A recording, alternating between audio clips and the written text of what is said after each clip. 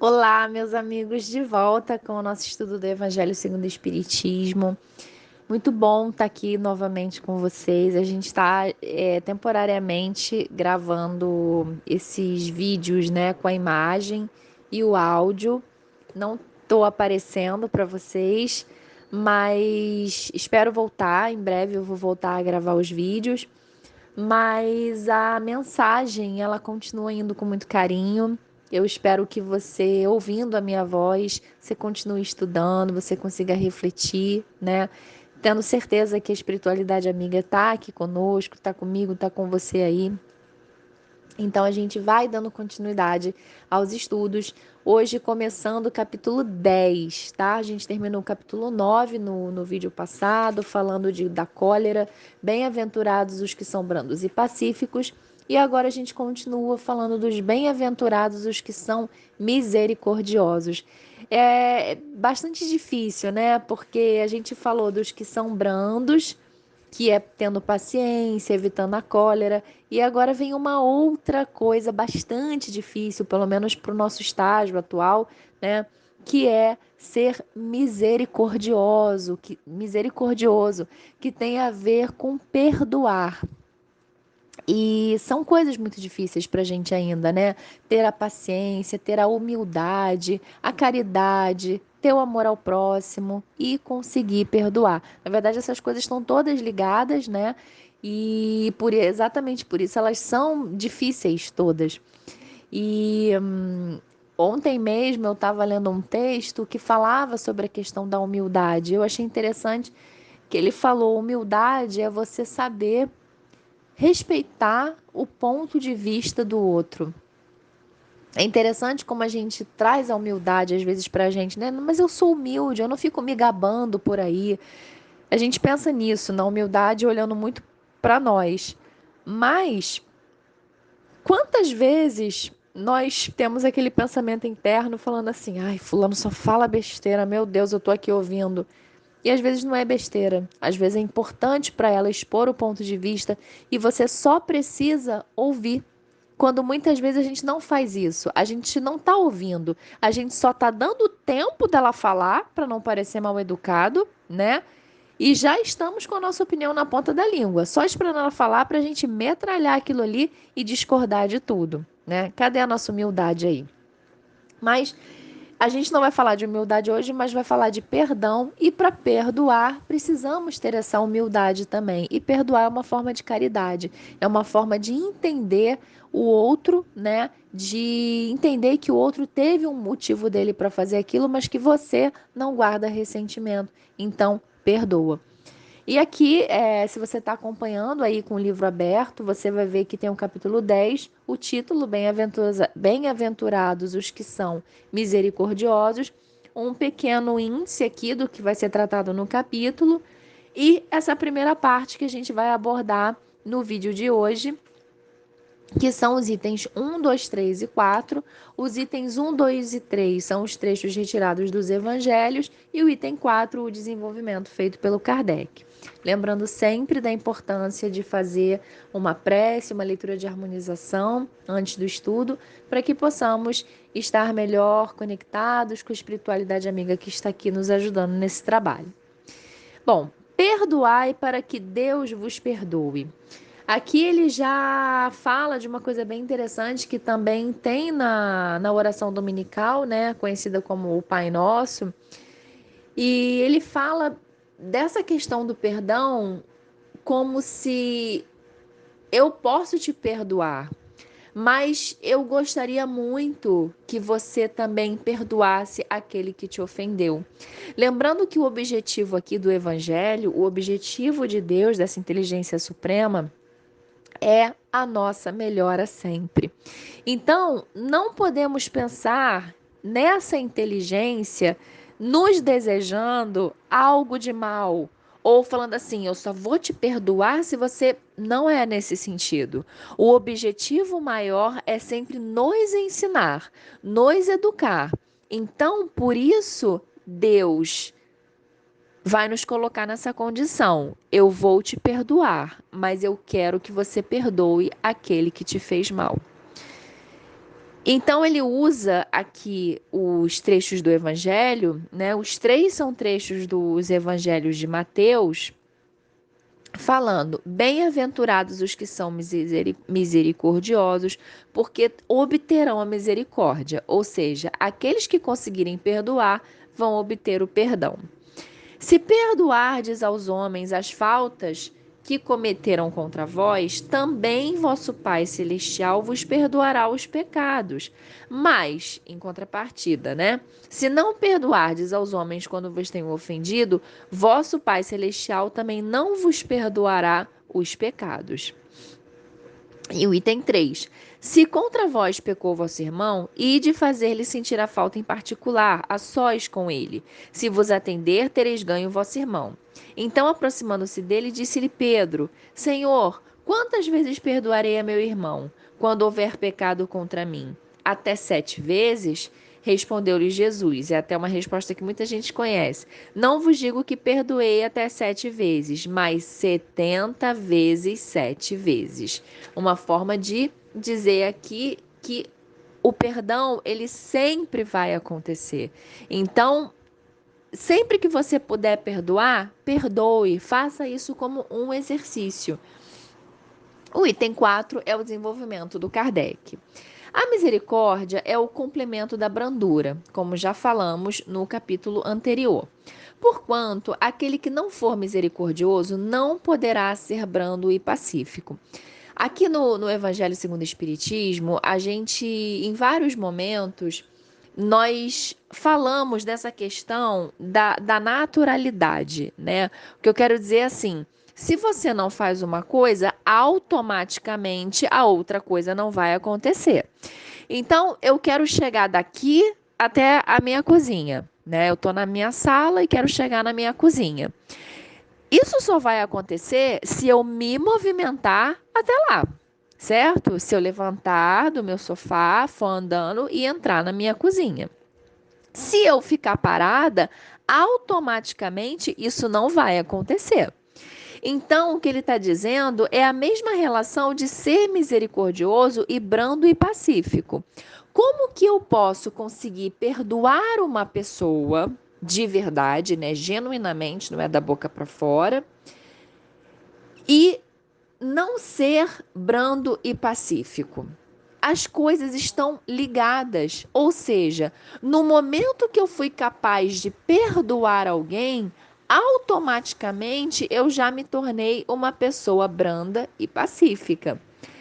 Ela consiste no esquecimento e no perdão das ofensas, a misericórdia. O ódio e o rancor denotam alma sem elevação e nem grandeza. E aí você agora vai falar assim: nossa, mas eu sou rancorosa, então eu sou uma alma sem elevação e sem grandeza? Exatamente. Nós precisamos ler o Evangelho segundo o Espiritismo. Eu sempre falo isso, porque eu acho que é um entendimento que precisa ter, necessário, né, para esse estudo aqui. Somos espíritos que nós estamos buscando a evolução. Somos crianças espirituais buscando amadurecimento. É natural para nós que estamos aqui na Terra sermos almas sem elevação e nem grandeza. E, de novo, lembrando o estudo do vídeo passado. Ah, mas como assim? Eu faço caridade, eu vou no centro espírita, eu ajudo minha mãe, eu vou na igreja, eu se vejo um pobre na minha esquina, eu vou e dou dinheiro. Você está dizendo que eu sou uma alma sem grandeza e sem elevação? Eu não admito, né? Você que está me ouvindo, você vai falar assim: eu não admito que você fale isso. Só que ele está falando de uma coisa que é muito mais elevada, tá? E aí eu não tô desmerecendo a pessoa que ajuda no centro, a pessoa que dá uma esmola pro pobre, a pessoa que trabalha com caridade, né, dando comida, dando sopa para as pessoas da rua. Eu não tô desmerecendo. Só que muitas vezes, aí cabe a cada um avaliar, essas coisas que nós fazemos é como se fosse assim, uma obrigação, sabe? Eu entendi que eu tenho que fazer, mas genuinamente no meu coração, eu não tô sentindo. Eu tô assim, ai, poxa, pronto, fiz aquilo que eu devia fazer. Mas na verdade, eu queria mesmo ela tá no conforto do meu lar, né? Então, cada um tem que consultar o seu coração e ver como é que está essa motivação dessa caridade. Porque ele chama atenção aqui. Realmente, a pessoa que já está num nível elevado, ela já passou de fazer essa caridade material. Ela já consegue perdoar, ela consegue ser branda, ela consegue ser pacífica. É uma forma, é uma bússola, né? É uma forma de orientar o nosso caminho, fazer essa consulta aqui. Como é que eu tô? Eu acho que eu tô muito bem, eu acho que eu sou grandioso, porque todo mês eu separo tanto por cento do meu salário e dou para aquela instituição de caridade. Ótimo. Mas se alguma coisa me desagrada nessa instituição de caridade, eu vou continuar dando esse dinheiro? Ou eu vou continuar dando dinheiro, mas como é que está o meu pensamento em relação a essa instituição de caridade? E veja, pessoal, eu não estou falando que você descobriu que a instituição está fazendo algo errado, tá? É claro que eu não estou falando disso. Eu estou falando de alguém que te desagradou. Lembrando o estudo passado, se você não viu, corre lá e vê.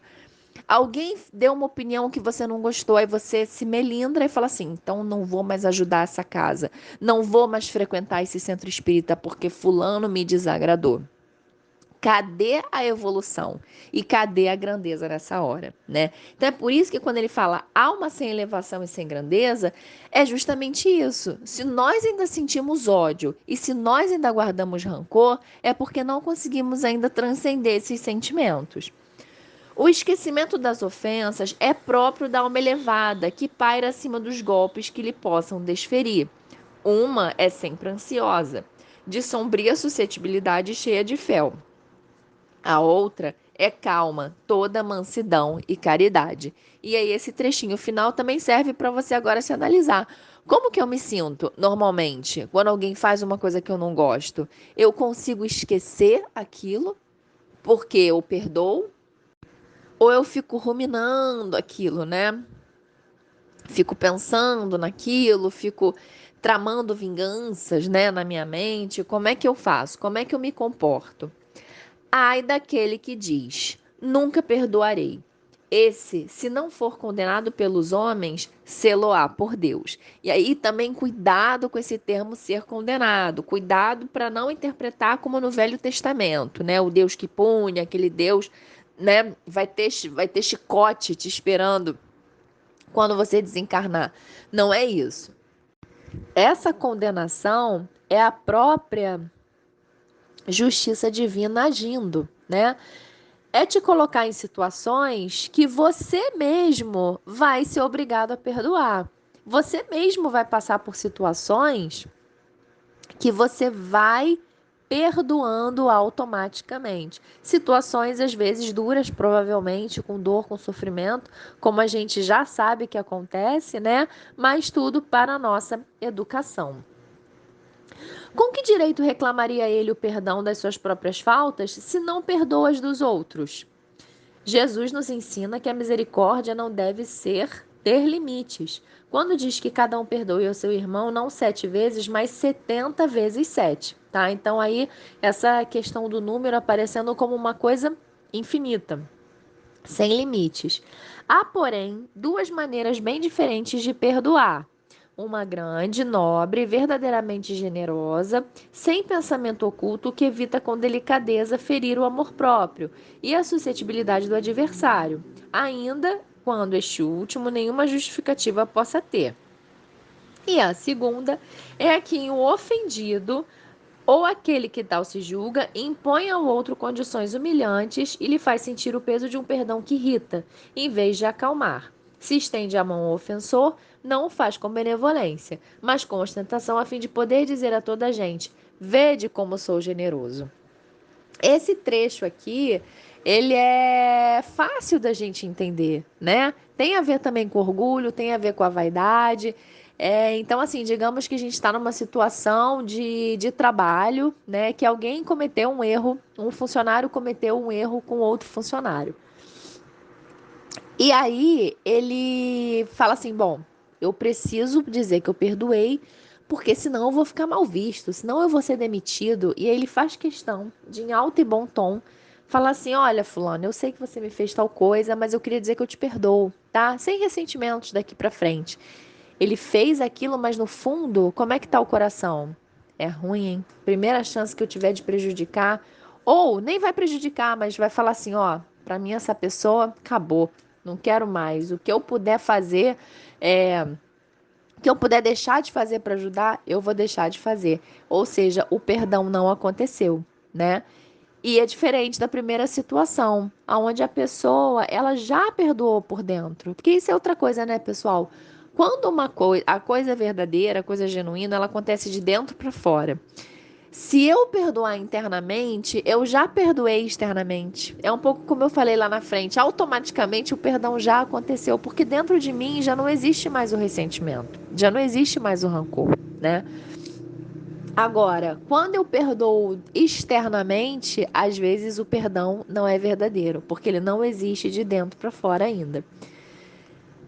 Nessas circunstâncias, é impossível uma reconciliação sincera de parte a parte. Na circunstância lá do funcionário que eu falei, né? Que você pede o perdão na frente de todo mundo só para mostrar, para fazer uma situação acontecer que não é verdadeira. Não, não há aí generosidade. Há apenas uma forma de satisfazer ao orgulho.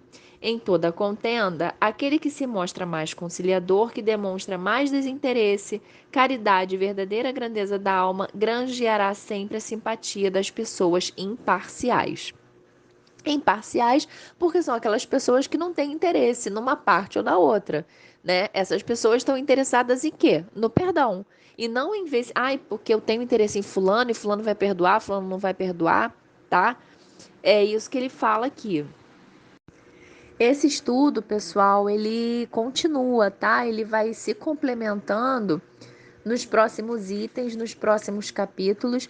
O estudo de hoje foi só uma introdução, só para você começar aí na sua casa, pensar como é que tá o seu perdão, hein? E como é que você tá em relação às pessoas que te magoaram, que te fizeram sofrer. Vamos pensar nisso? Eu também estou pensando aqui, fazendo esse estudo, estou me lembrando de algumas situações, coisas que a gente precisa perdoar internamente, porque é esse que importa, tá? Eu posso, às vezes, assim, eu não briguei com ninguém, eu não tô brigada com ninguém, eu falo com todo mundo, mas dentro de mim ainda tem alguma mágoa? Tem algum rancor?